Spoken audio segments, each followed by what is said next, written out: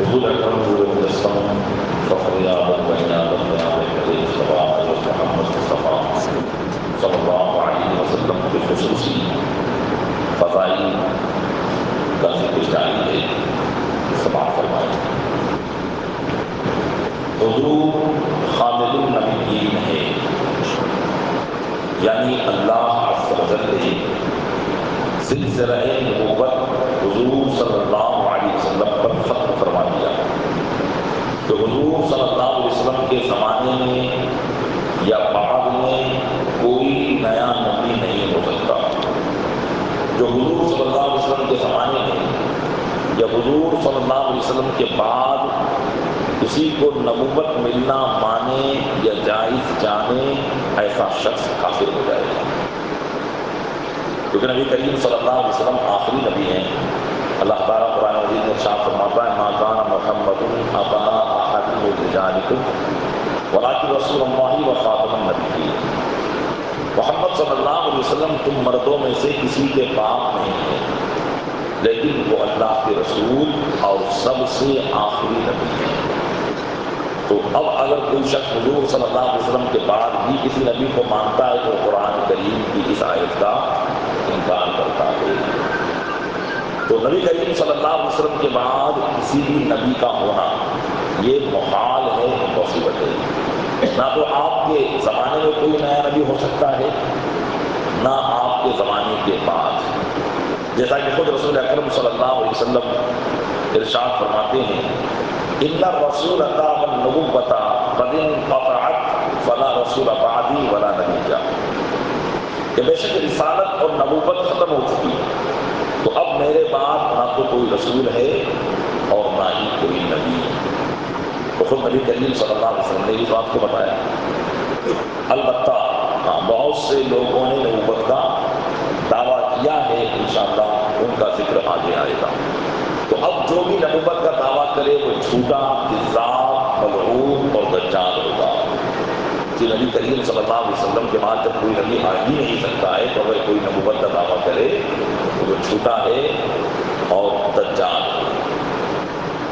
حضور صلی اللہ علیہ وسلم افضل جمیع مخلوق الہی ہیں، یعنی اللہ عز و جل کی تمام مخلوق میں سب سے افضل نبی کریم صلی اللہ علیہ وسلم، کہ اوروں کو فردن فردن جو کمالات عطا ہوئے، حضور صلی اللہ علیہ وسلم میں وہ سارے کمالات جمع کر دیے گئے، کہ تمام نبیوں کو بھی اللہ نے کمالات دیے، لیکن کسی کو کوئی کمال، کسی کو کوئی کمال۔ تو ان نبیوں کو جو فردن فردن اللہ نے الگ الگ کمالات عطا کیے، وہ سارے کمالات اپنے محبوب صلی اللہ علیہ وسلم نے اللہ تعالیٰ نے جمع فرما دیے ہیں۔ تو حضور تمام کمالات کے جامع ہیں، بلکہ ان کے علاوہ حضور صلی اللہ علیہ وسلم کو وہ کمالات بھی ملے جن میں کسی کا حصہ نہیں، یعنی دیگر انبیاء کرام کو جو اللہ نے کمالات دیے ہیں وہ کمالات تو سب اللہ نے اپنے محبوب کو دیے، لیکن ان کمالات کے علاوہ بھی اللہ نے اپنے محبوب کو ایسے کمالات عطا فرمائے جن میں کسی کا کوئی حصہ نہیں ہے۔ جیسا کہ حضرت عبداللہ بن عباس رضی اللہ تعالیٰ عنہما سے روایت ہے کہ فضلت علی الانبیاء بخصلتین، تمام نبیوں پر مجھے دو خصلتوں کے ساتھ فضیلت دی گئی ہے۔ اور ایک روایت میں یہ ہے کہ فضلنا علی الناس بثلاث، تمام لوگوں پر مجھے 3 باتوں میں فضیلت دی گئی ہے۔ اور ایک روایت میں فضلت ب40 کے الفاظ آئے ہیں، اور ایک روایت میں فضلت علی الانبیاء ب5، یعنی 5 باتوں میں تمام نبیوں پر اللہ نے مجھے فضیلت عطا فرمائی۔ تو جیسے جیسے کمالات میرے آقا اسلام کے بڑھتے گئے، آقا صلی اللہ علیہ وسلم نے اس بات کو ارشاد فرمایا۔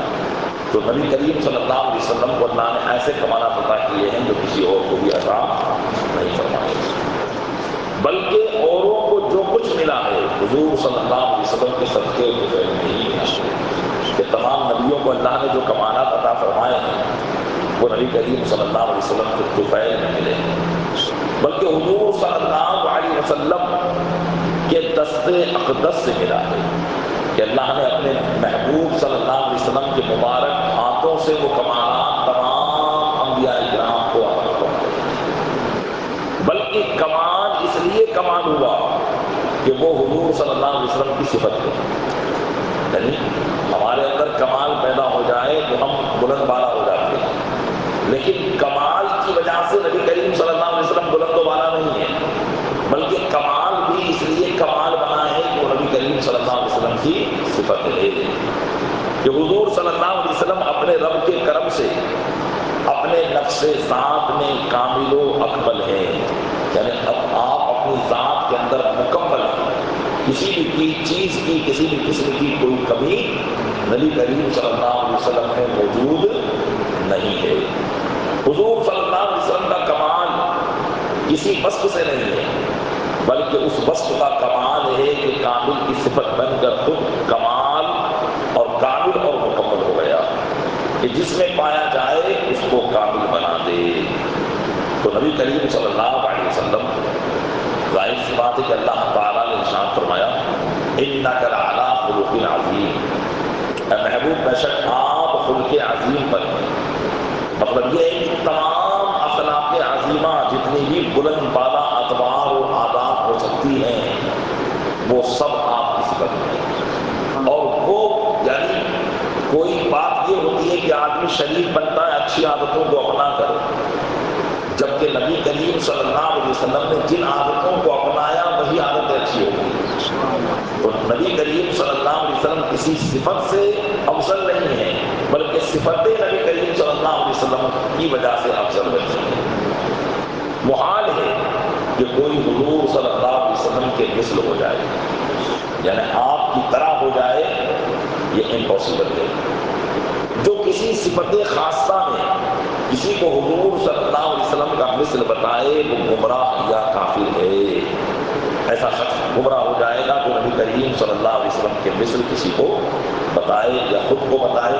جیسا کہ بعض معاذ اللہ رب العالمین بد مذہب یہ کہتے ہیں کہ نبی کریم صلی اللہ علیہ وسلم تو اللہ کی ایک مخلوق ہے، لہٰذا ان کی تعظیم ایسی ہی ہونی چاہیے جیسے گاؤں کے چودھری کی یا بڑے بھائی کی. جبکہ اللہ تبارک و تعالیٰ نے سب سے بڑا مرتبہ ہی آپ کو عطا فرمایا. تو کوئی بھی شخص نبی کریم صلی اللہ علیہ وسلم کی طرح نہیں ہو سکتا ہے، یہ محال ہے. اللہ تبارک و تعالیٰ اپنے محبوب صلی اللہ علیہ وسلم کے فضائل و کمالات ہمیں جاننے کی توفیق عطا فرمائے، اور جو عقائد بیان ہوئے مرتے دم تک انہیں عقائد پر قائم فرمائے. آمین بجاہ السلام علیکم.